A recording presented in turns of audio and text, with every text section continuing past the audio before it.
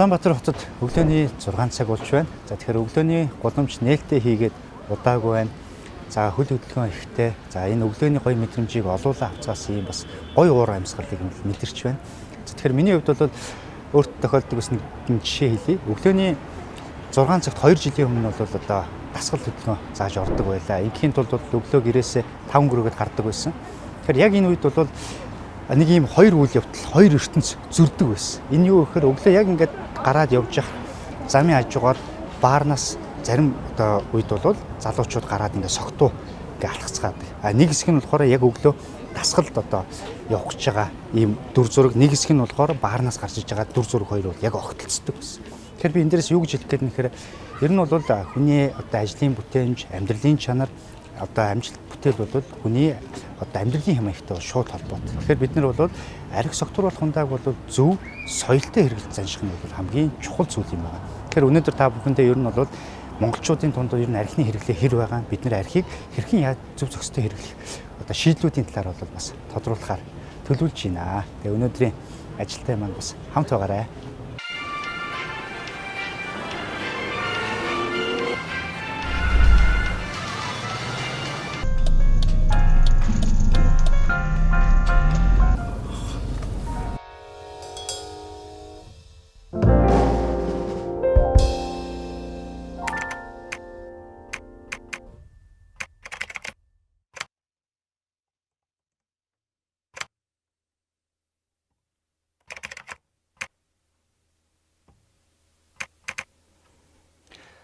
За би та бүхэндээ ерөнхийдөө нэг хүнд ноогдож байгаа архи согтууруулах хундааны хэмжээний талаар бол энэ датаг харуулъя.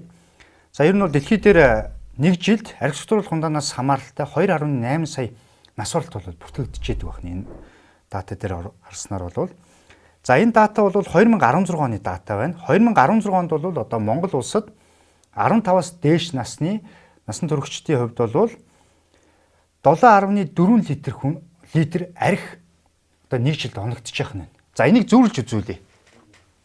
За энэгээр ингээд үзэх юм бол 1.5 3 литр 4.5 5 ингээд 7.4 литр нэгээр бол харагдах нэ. Зүүрлээд ингээд явахт бол. За тэгэхээр бол дэлхийн дунджаас бол бүтэн одоо энэ зүйл бол 1 литрээр өссөн ийм дүн баг. За энэ бол 16 оны дата баг. За 19 оны дата дээр энэ одоо зүйл маань 8.5 болж өссөн байгаа. 8.5 литр. Одоо энд бол яг одоо бидний цагаан архи гэж нэрлэдэг 38-аас 40 градусын агуулмжтай архи баг.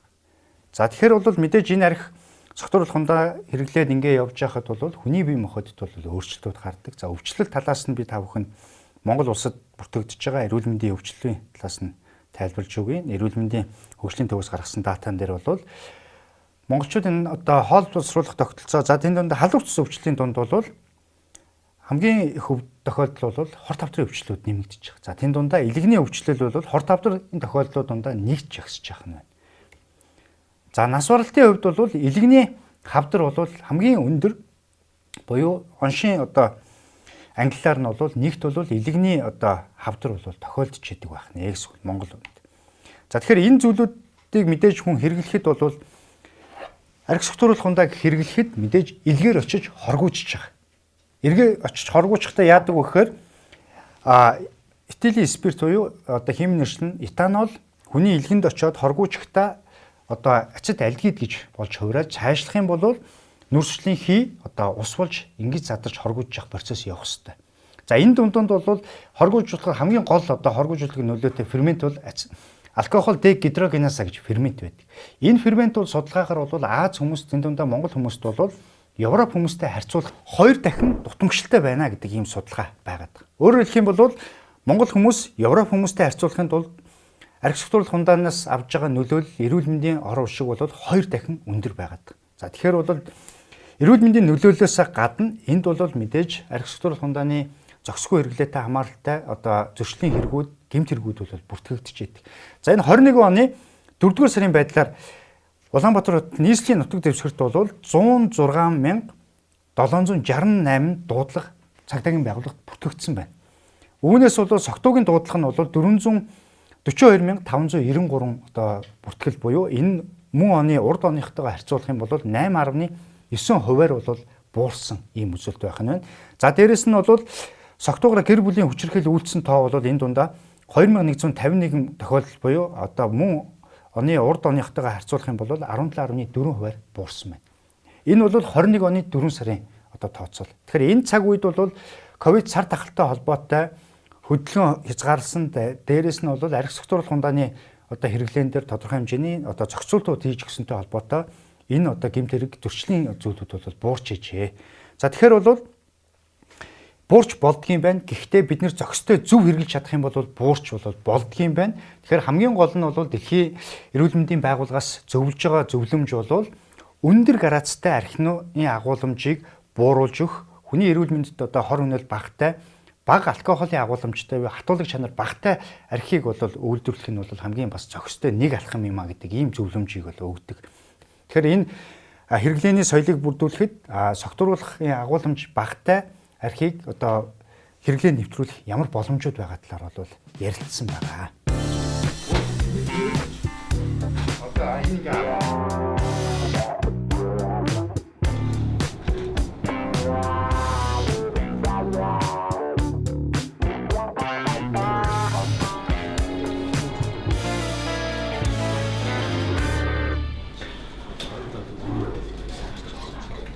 За тэгэхээр шудраг өсөлтөд хэрэглэгчдийн төлөө газраас Монгол улсад тулгамдж байгаа 76 асуудлуудыг гаргаж ирж тавьж байгаа.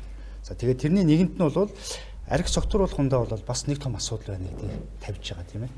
Согтууруулах хундаатай холбоотой маш олон асуудлууд байдаг. Хамгийн гол нь тухайн асуудлаас үүдэлтэй үр дагавар нь хор охирлогтэй ийм асуудлууд. За ер нь бол олон улсад гадаадад архи согтууруулах хундааг гарац зааж тусдаа дэлгүүрээр худалдаалдаг маш олон асуудлууд шийдэл дээр явдаг юм процесс байдаг тийм. Тэгээд согтуугаар үлдэгдсэн за ялангуяа гэр бүлийн хүчирхийллийн хэргийн 53% согтуугаар үлдэгдэж байгаа ийм процесс байна.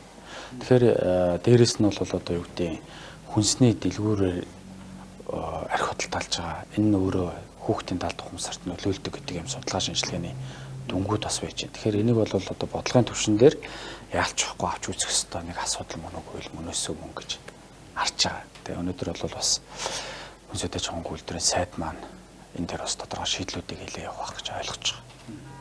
Тэгэхээр ер нь бол нэгт бол архи согтууруулаар дандаа гэмтэргүүд үйлдвэж байгаа хувь нь их байгаад тийм.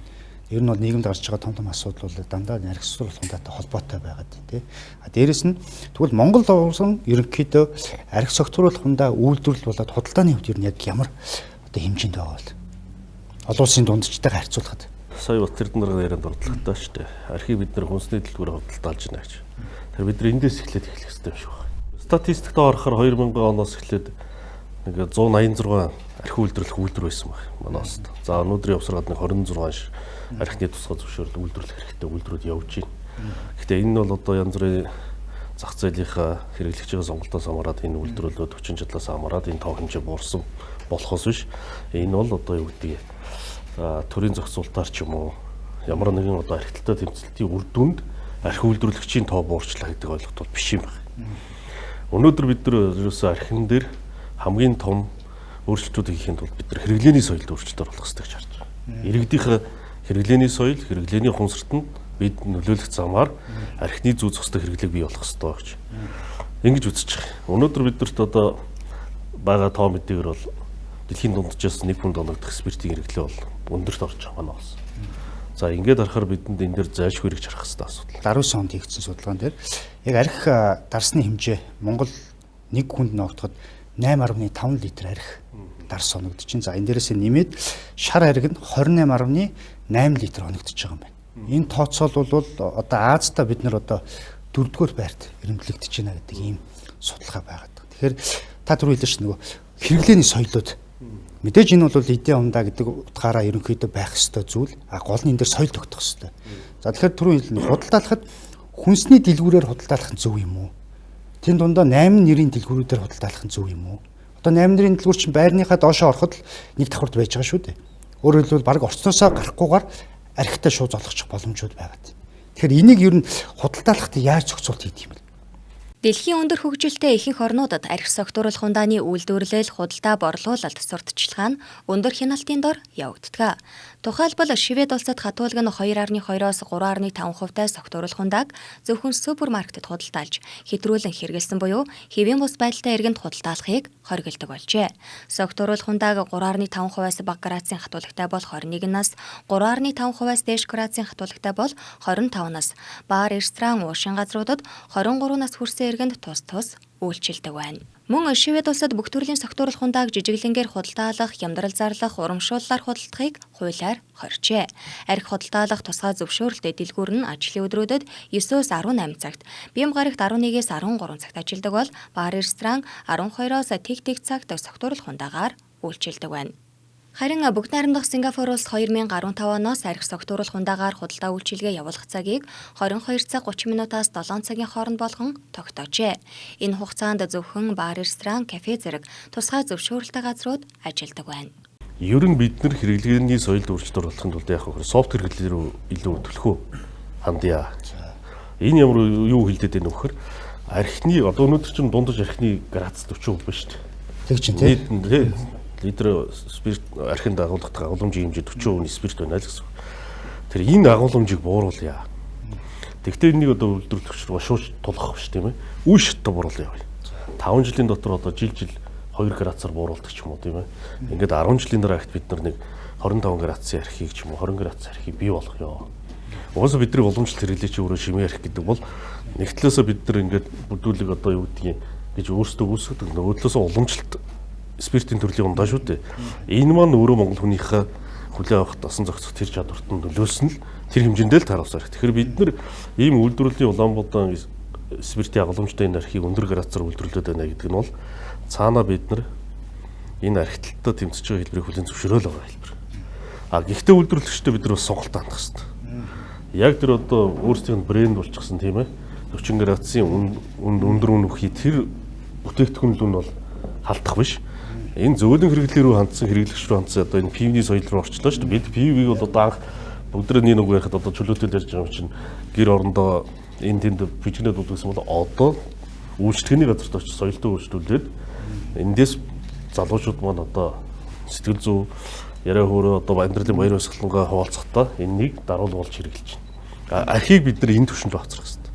Тиймгүй өнөөдрийн байж байгаа энэ хүндэр хатар агуулмжтай хатуулагтай архиуд бол яг түрүүний бидний ярьсан нийгмийн сэтгэл зүй өөрчлөхөд тэр их аимшигтай гэмт хэрэгүүдийг гаргахад өчнөө олон гэр бүлийн бүрэн бүтэн илүү бүтэн ус амьдралд хамгийн хүчтэй нөлөөлж байгаа. Тэгэхээр бид нар энэ үе шаттай бууруулах чиглэл рүү нь явж байна. Яг үнэ. Тэгэхээр таны яг хэлж байгаа сая ерөөсөө энэ ч нэг улс орон болгоны хүний одоо бүс нутагтай хүний бие махбод чинь тасан зохицож явдаг шүү дээ. Монголчууд бидний уламжлалт хэрэглээ бол сүү цагаан эдэнээс шимээ архиа гаргаад авч ирсэн. Энийг олон зуун жил бид нар хэрэглээ явж ирсэн. Бидний бие махбодын даах хэмжээг судлаад үзсэн чинь ерөөсөө нэг шимээ архич 10-аас 12 градус л байгаа шүү дээ.